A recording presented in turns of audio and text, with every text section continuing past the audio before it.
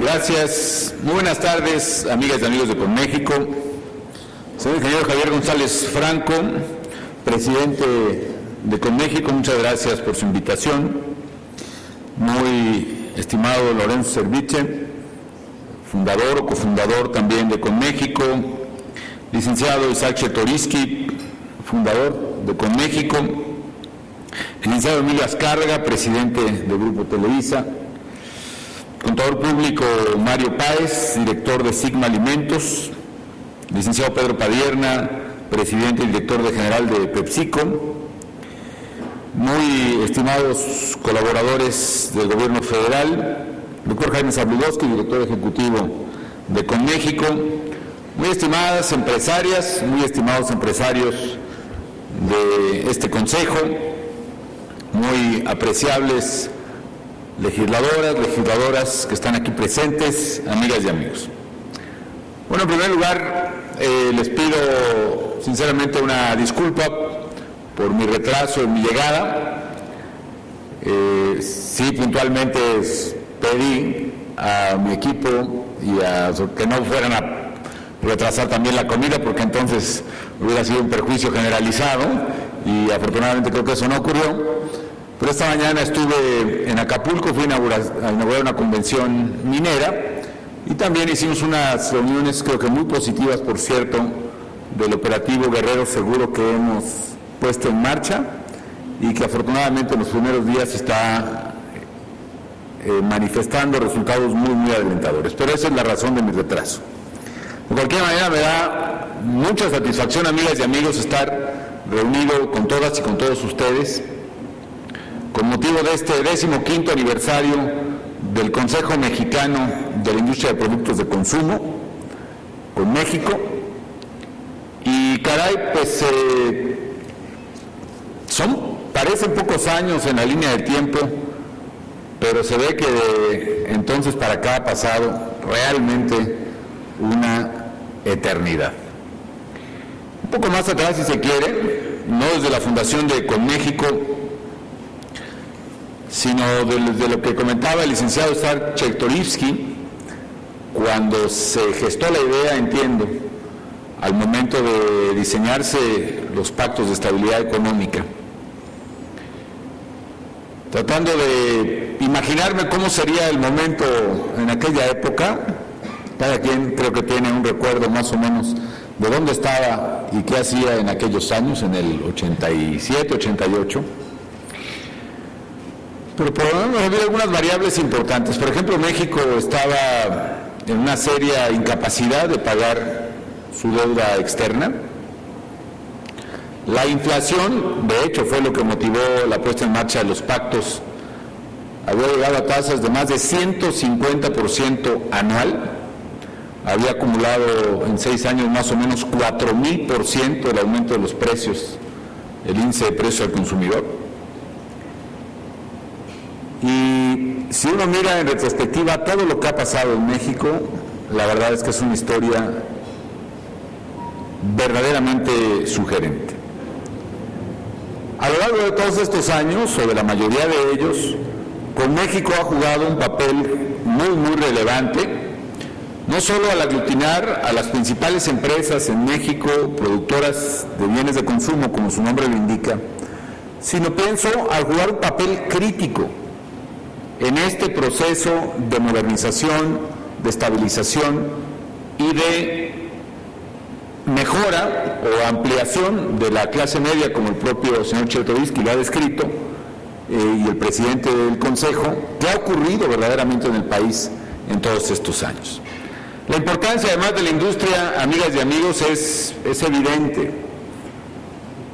Ya se ha mencionado aquí, y déjenme decirlo de esta manera: el que le vaya bien a la industria de los productos de consumo en México está íntimamente correlacionado con el bienestar de los mexicanos. O dicho en otras palabras, mientras mejor estén los mexicanos, mejor les irá a las industrias de consumo del país, y viceversa. El hecho de que les vaya bien a las industrias de consumo implica que le vaya bien también al país. Está íntimamente vinculada la suerte de su industria con el bienestar de los mexicanos. Está íntimamente vinculada también al bienestar de áreas críticas y vitales de México, como son el campo mexicano y en general toda la cadena de producción de alimentos del país. Y por eso me parece que debemos empeñarnos en seguir impulsando la mejora en el bienestar de los mexicanos día con día, lo cual no se opone, por el contrario, coincide en buena parte con la mejora de la industria de los bienes de consumo, y lo digo sinceramente, lo deseo así. ¿Qué podemos y qué debemos hacer para ello? Creo que tenemos que seguir algunas cuestiones que efectivamente pueden parecer evidentes, pero vale la pena que las repasemos, pues simplemente para que no se pierdan en todo esta vorágine de eventos, de noticias, de ideas, de pasiones que suelen acompañar el acontecer cotidiano de México. Bueno, algo fundamental para cualquier empresa, y más para una empresa fuertemente vinculada al consumo, y más específicamente empresas que son altamente sensibles a precios, es decir, que son empresas que tienen márgenes muy reducidos y que los precios del mercado les resultan extraordinariamente relevantes, tiene que ver con la estabilidad de la economía mexicana. Y si en aquel 1988 había un 150% de inflación, se da ya por sabido, pero vale la pena recordar y poner en esa perspectiva, amigas y amigos, que hoy, a pesar, por cierto, de que se está presentando en el mundo en los últimos 2 años el mayor aumento en el precio de los alimentos y de los commodities que se tenga registro en mucho tiempo, hoy con todo eso, a pesar de ello, México registra una inflación de 3.2%, que es el último dato que arroja la inflación de la primera quincena del mes de octubre. Una estabilidad en la economía que no solo se debe reflejar precisamente en la inflación, que es una variable muy relevante para todos y para ustedes, sino en general en las cosas que deben estar en orden en un mundo, no podemos evitar decirlo, en un mundo que está en desorden, por lo menos en alguna de sus partes relevantes. Hoy vemos países que tienen problemas financieros muy serios, déficits públicos que están por encima del 10% del PIB de los países, como es el caso de Grecia, como es el caso de Estados Unidos mismo, economías que se suponía eran tremendamente fuertes y que hoy están preocupadas de su propia solvencia o de su propia fortaleza, por lo menos. Hoy en Europa, por ejemplo, se discute si Italia, una de las 5 economías más grandes del mundo, tiene necesidad verdaderamente de entrar, digamos, al paquete del salvavidas europeo que pues no se acaba de construir. Mucho me recuerda esta crisis en Europa, amigas y amigos, por cierto, lo que nos pasó precisamente a muchos países latinoamericanos en los 70s y en los 80s. Si yo les describo que hay una crisis económica donde varios países exacerbaron su gasto público por encima de su ingreso público, incurrieron en déficit impagables, y eso les generó una deuda también impagable que pone en riesgo, por lo menos en crisis, a todo el sistema o una buena parte del sistema financiero. No les estoy hablando de la deuda de los países latinoamericanos en los 80s, sino de la deuda de los países europeos en el siglo XXI. Eso es lo que está pasando. Y quizá muchas de las soluciones que deben orquestarse a ese fin tenga que ver precisamente con lo que se tuvo que hacer en estos países. No voy a abundar en ello, pero es importante reflexionar en estos temas. Yo iré la semana que entra a la reunión del G20 en Francia y seguramente será un motivo de discusión muy importante. ¿Qué otra cosa necesitamos en este mundo turbulento en nuestra economía? Necesitamos, en consecuencia, sobre todo a la luz de lo que está pasando allá, tener nuestras finanzas públicas en orden y tener nuestro déficit público en orden y a la baja. Y eso es exactamente lo que tratamos de hacer en México. El déficit público, de acuerdo con la ley, sin considerar, por ejemplo, la inversión de Pemex, que presenté al Congreso de la Unión, es de 0.2%. Ya la aprobación de la ley de ingresos en la Cámara de Diputados, y que ahora se discute en la del Senado, lo elevó a 0.4%. Sin embargo, es menor incluso al déficit autorizado para el año previo, con lo cual persistimos tenazmente en la disciplina que requiere la economía mexicana. Ahora, la estabilidad es buena, sí, pero ustedes me dirán que no es suficiente y tienen toda la razón. No es suficiente. La estabilidad es, como decían los clásicos, condición necesaria, pero no suficiente para una buena marcha de la economía. ¿Qué se requiere? ¿Qué se requiere concretamente para que aumente el consumo de los mexicanos? No solo para que les vaya bien a ustedes, que desde luego lo queremos, sino para que sea el consumo, pues, ese indicador que refleja el bienestar del país. Necesitamos varias cosas. Es que si algo necesitamos es que nuestra economía marche y marche bien, que crezca. Y para ello hay dos motores, hay muchos, pero hay dos motores fundamentales que el país necesita tener funcionando y bien. Uno es el motor del sector externo. Ya nos decía el ingeniero González Franco que el 20% de lo que ustedes producen se destina a la exportación, una cifra importante. Y efectivamente en México una buena parte de la economía se destina precisamente a la exportación. En un mundo global, eso me parece muy bueno. En un mundo global me parece fundamental que una economía como la mexicana sea una economía abierta y competitiva. No puede ser de otra forma. Economías cerradas y no competitivas están condenadas a fracasar en el mundo global. Y el mundo no será más cerrado en el futuro, va a ser más abierto. Y el consumidor será más global de ahora en adelante, y eso tendremos que entenderlo todos. Y eso en consecuencia implica dejar atrás proteccionismos y resabios que solo rezagan la competitividad del país. En México hemos avanzado en competitividad en el mundo exterior, sí hemos avanzado. Nos ha costado trabajo, pero afortunadamente lo que hemos hecho nos ha puesto en un buen camino. ¿Qué hemos hecho? Pues muchas cosas.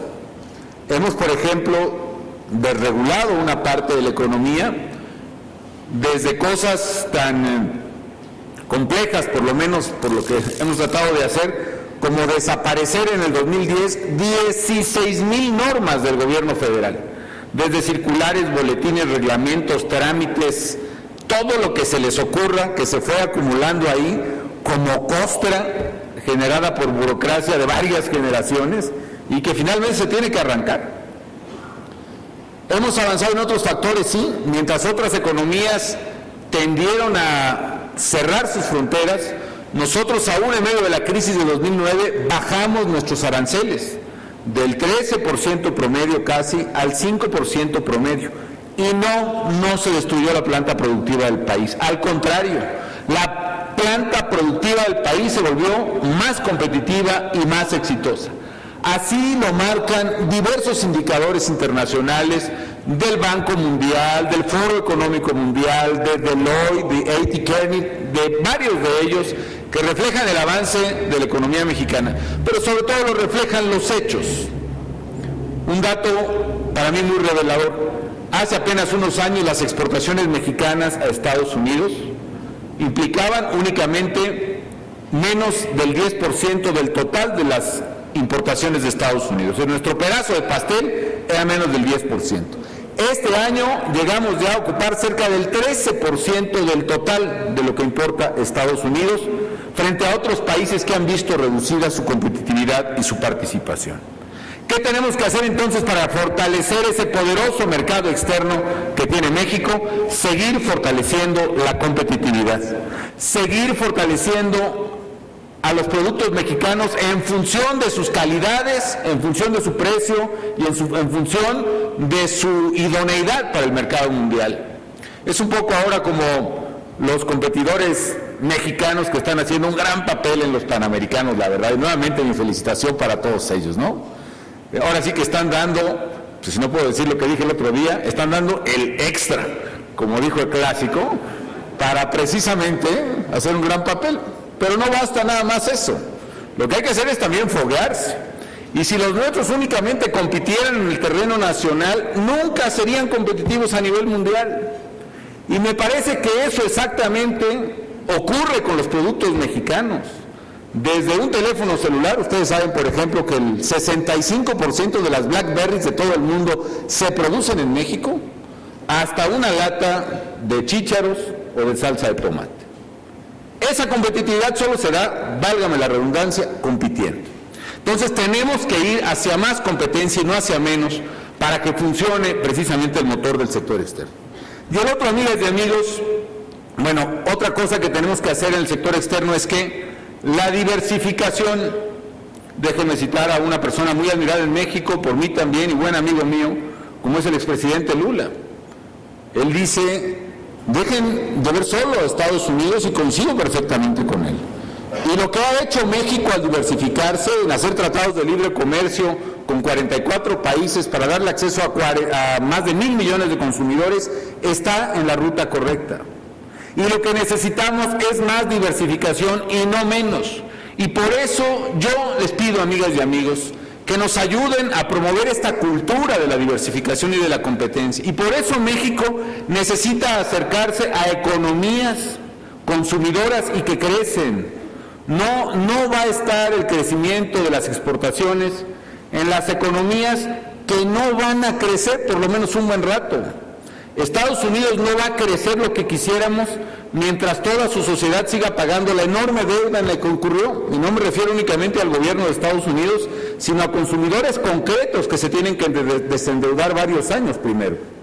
Europa no va a crecer como quisiéramos en muchos años. Japón no va a crecer como quisiéramos verlo en muchos años. ¿A quién le vendemos entonces nuestros productos y que le podamos vender cada vez más cada año? A las economías que van a crecer más que otras, y economías cercanas a nosotros, como es precisamente la economía de Brasil, o la de Perú, o la de muchos países de economías en desarrollo que tienen tasas de crecimiento del 6, del 8 o del 10%, y que México tiene una gran oportunidad de venderle a esas economías. Por eso es importante no cerrar a México a la competencia y diversificar y profundizar nuestro mercado externo. Bueno, y el otro motor, ¿cuál es? Bueno, hay muchos, decía, el otro es el mercado interno. ¿Y ahí qué debemos hacer, amigas y amigos? Pues muchas cosas. La demanda de productos nacionales, como ustedes saben, depende en gran medida de las exportaciones, que ya hablé, del gasto del gobierno y del gasto de las familias. ¿Qué hay que hacer? Aparte de las exportaciones, el gasto del gobierno tiene que ser mejor y de más calidad. Un gasto más orientado a la inversión y un gasto más orientado a crear precisamente, a invertir en las personas, a educación, a salud y a corregir las terribles desigualdades que se siguen presentando en nuestro país. Por esa razón, un gasto más orientado a la inversión tiene que hacer sinergia entre lo que gasta el gobierno y lo que gastan los particulares en inversión. Y eso implica, por ejemplo, que en México hayamos aumentado el gasto en infraestructura, incluyendo sociedad y gobierno, de 3% del PIB en la administración pasada a 5% del Producto Interno Bruto hoy en nuestro país. Un salto verdaderamente enorme. Estamos gastando en México más de 50,000 millones de dólares al año en infraestructura, lo cual representa verdaderamente un esfuerzo enorme. Ya hablaba el ingeniero González también de lo que se ha hecho en carretera. Sí, efectivamente, amigas y amigos, y me da mucho gusto refrendarlo, que hasta ahora, en estos casi 5 años que se cumplirán, todavía falta mucho, falta más de un mes para que se cumplan, pero bueno, hemos ya construido, modernizado más de 17,000 kilómetros de carretera, es decir, más el doble casi de todo lo que se hizo en la década de los 90, y más de lo que se hizo, un 20% ya más de lo que se hizo en la administración pasada en los 6 años. Y seguramente llegaremos a finales de este año a 19,000 kilómetros, que es la mayor obra en general de gasto de infraestructura que se haya hecho en el país.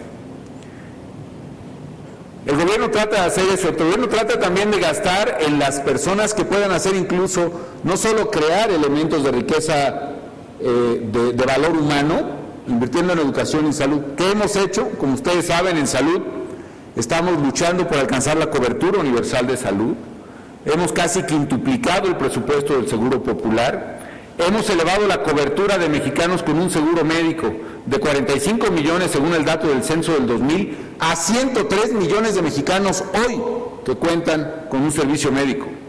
Hemos construido más de 1,000 hospitales y clínicas nuevas en casi 5 años y remodelado o ampliado otras 2,000. Y por esa razón, en México, amigas y amigos, estamos enfrentando este elemento de equidad fundamental que es la salud. En educación, ¿qué hemos hecho? También de gasto del gobierno, hemos invertido fuertemente en los jóvenes. Más de 6 millones de jóvenes mexicanos tienen becas de cualquier tipo del gobierno federal. Hemos construido en estos años casi 100 nuevas universidades, 96 para ser exacto, más otras 50 que hemos duplicado su capacidad a través de crear los nuevos campus. Hemos creado también 985 bachilleratos, es decir, casi 1,000 bachilleratos nuevos, la mayoría de ellos bachilleratos técnicos. Hoy en México, amigas y amigos, el dato es que entre ingenieros y técnicos que se están graduando cada año, hay 120,000 muchachos que se gradúan cada año como ingenieros o técnicos. Es una cifra cada vez más grande y es una cifra además mayor a lo que se gradúan en Alemania, en Canadá o en Brasil. Incluso si contamos los ingenieros, que es la gran mayoría de estos graduados, en México se están graduando ya, medidos por cada 100,000 habitantes, casi el doble de ingenieros que los que se gradúan en Estados Unidos. Estamos invirtiendo en ellos, tendrán mejor futuro y a la vez la industria mexicana tendrá un activo poderoso que es precisamente ingenieros de mucho más calidad. Y por eso México se ha convertido, por ejemplo, no solo es el gran receptor que ya era de inversión automotriz, sino ahora en el principal receptor de inversión aeronáutica y aeroespacial en todo el mundo. Y por esa razón yo estoy seguro, ustedes también son competitivos, porque saben que en sus procesos, en sus líneas de producción, en sus líneas de distribución de venta, hay técnicos o ingenieros mexicanos, sobre todo cada vez más mujeres, que están haciendo la diferencia en sus empresas. Y el tercer elemento, amigas y amigos, es el gasto de las personas. ¿Qué necesitamos para ello? Necesitamos, básicamente, que se mejoren los elementos que deciden el gasto de las personas. ¿Cuáles son? Primero, el ingreso. Tenemos que hacer que aumente el ingreso de las personas, su ingreso salarial y el ingreso del país. Y el número de personas que gana un salario, lo que se llama la masa salarial, es decir, la combinación de empleos más salario es la masa salarial. O bien el ingreso que recibe en general nuestra gente que le permite gastar. ¿Y eso de qué depende? Depende, amigas y amigos, del crecimiento de la economía del país. Mientras más crezca el PIB de México, más crecerá el ingreso de las familias. ¿Qué es lo que hace falta para que México crezca? En lugar de 4, que espero crezcamos este año, quizá un poquito menos en el margen, crezca 6, 7% como lo necesitamos. Necesitamos hacerle un cambio de motor a nuestra economía. Ya lo hemos hecho en algunas partes, lo hemos cambiado algunas partes fundamentales, funciona mejor. Hemos hecho reformas importantes en pensiones, una parte de energía, la hemos hecho también en materia tributaria, la hemos hecho en materia de regulación, la hemos hecho en materia de telecomunicaciones, la hemos hecho en varios frentes. Pero necesitamos hacerle reformas mucho más fuertes, necesitamos cambiarle el motor a la economía para que vaya más rápido. Y se puede hacer, amigas y amigos. Esa es la importancia de las reformas estructurales que necesita el país. Y necesitamos hacer esa reforma laboral que permita que esté mejor asociada a la competitividad con el ingreso, que las familias ganen más y que las empresas produzcan más. Y necesitamos una reforma laboral que permita que los jóvenes y las mujeres puedan entrar formalmente al mercado de trabajo. Y necesitamos una reforma laboral que haga que México logre su máximo potencial, que todavía no logra en materia de crecimiento. Necesitamos reformas que posibiliten la inversión de capital privado, no que lo restrinjan.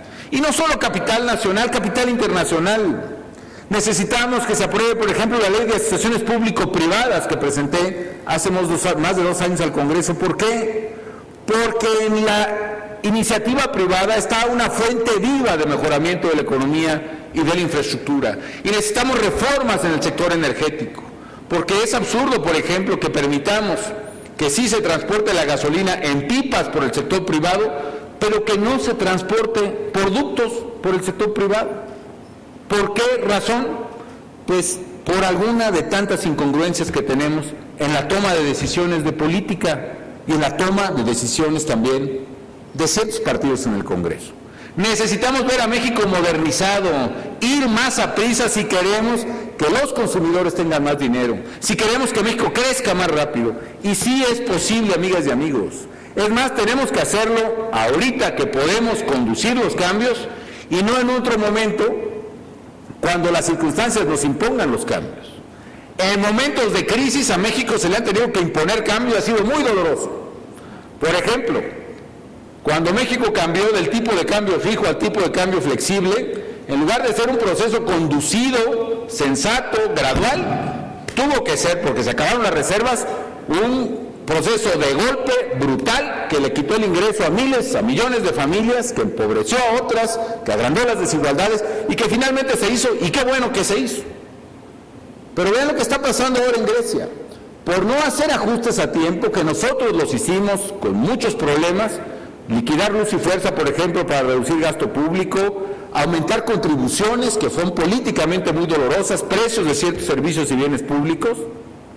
Hoy Grecia, la realidad está haciendo hacer cambios a fuerza, reducir a la mitad las pensiones de sus jubilados, reducir a la mitad los salarios públicos, cancelar las becas de los muchachos, por ejemplo. Y aún así no alcanza a liberar su problemática.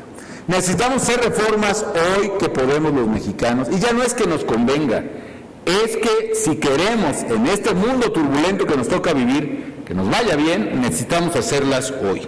Y por eso yo llamo un poco a la congruencia. No se vale nada más decir sí estoy de acuerdo con las reformas, pero a la hora no hacerlas. Yo creo que es mejor decirlas a las claras, ¿no? Si es sí, que se haga, y si es no, que se diga.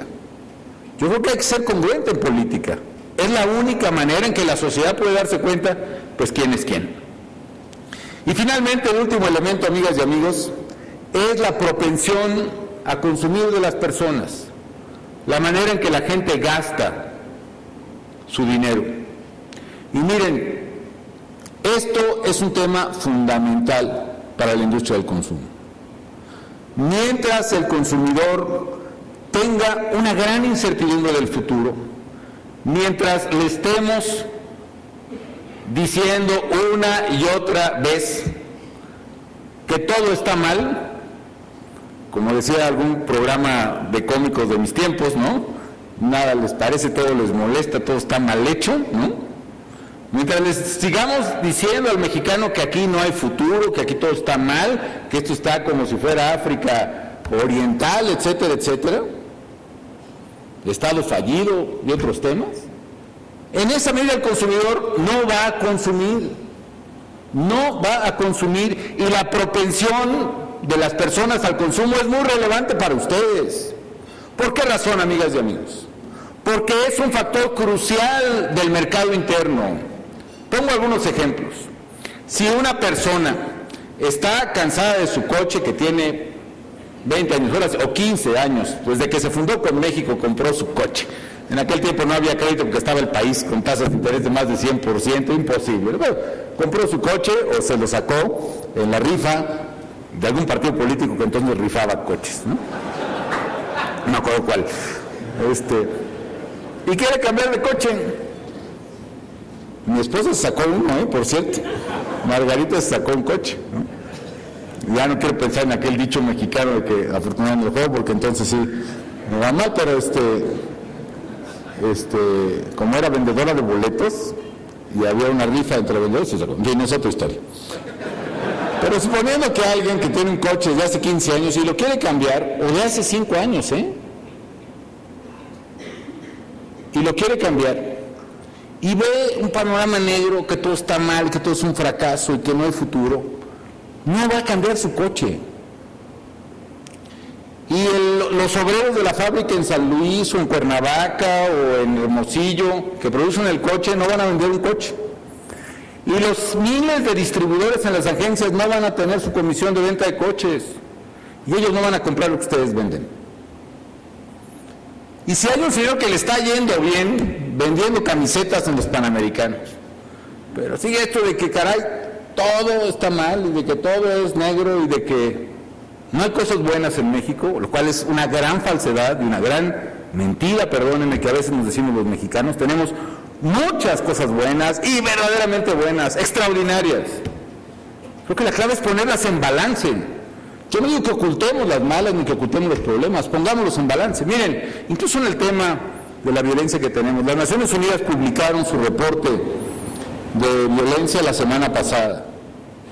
Y México paradójicamente está, digamos, en la media tabla en América Latina. Nosotros tenemos un grave problema, 18 homicidios por cada 100,000 habitantes. Nuestro vecino Guatemala, Honduras, El Salvador tiene más de 70 homicidios por cada 100,000 habitantes. Colombia, que a todos nos ha impactado por la gran labor que hizo el presidente Uribe, también amigo nuestro, tiene 34 homicidios por cada 100,000 habitantes. Y asómbrense, el admirado y muy simpático Brasil y ese mundo tan profético tiene una tasa de 23 homicidios por cada 100,000 habitantes, más que en México. Y sin embargo, amigas y amigos, los brasileños tienen la habilidad de decirse a ellos mismos y a todos los demás que en Brasil hay muchas cosas buenas, lo cual es cierto. Y yo les puedo decir punto por punto, amigas y amigos, las muchas cosas buenas que tiene México. En lo social, en lo educativo, en salud, en la economía, en recursos naturales, en nuestra gente, en nuestra identidad, en nuestros empresarios, en muchas cosas, en nuestras instituciones, en nuestra democracia, en muchas cosas, amigas y amigos. Por eso es importante que el consumidor pueda ver el futuro con mayor claridad y con mayor balance y con mayor equilibrio. ¿Por qué razón?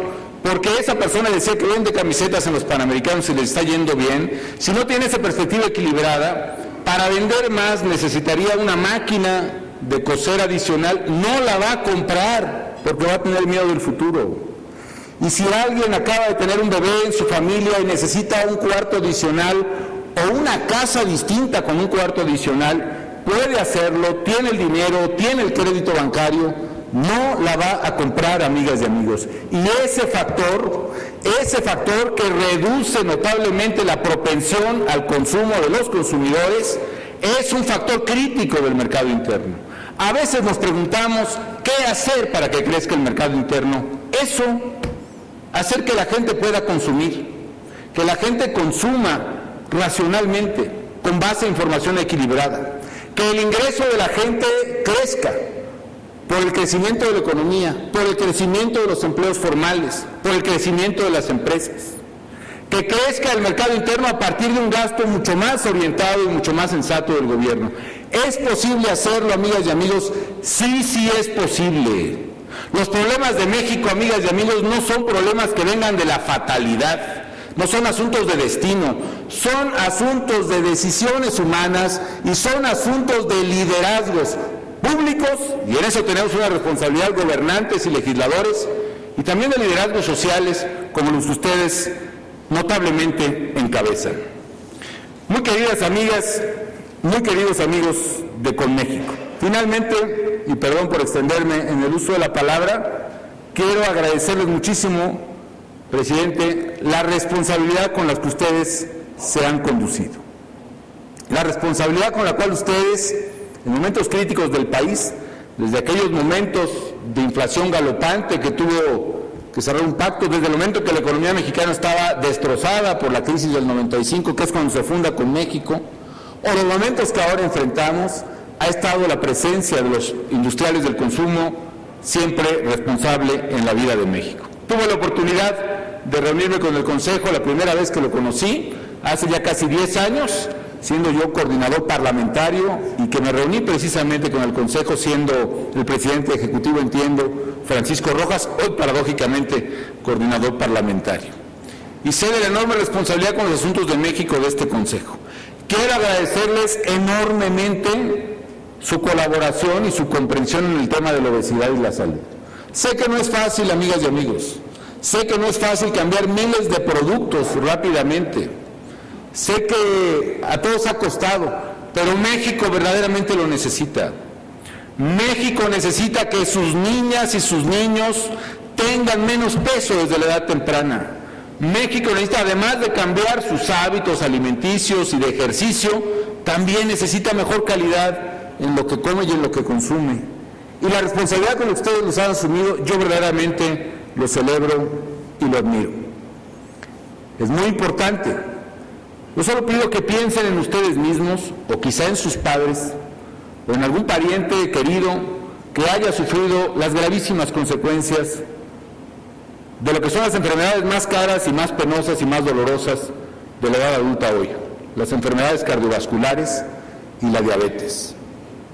Piensen, porque todas las familias tenemos a alguien que ha pasado por eso, por una hemodiálisis, por un infarto, por una cuestión cardiovascular. Piensen que eso le ocurra a todo el país dentro de unos años. Piensen esa problemática hecha no excepcional, sino general en México.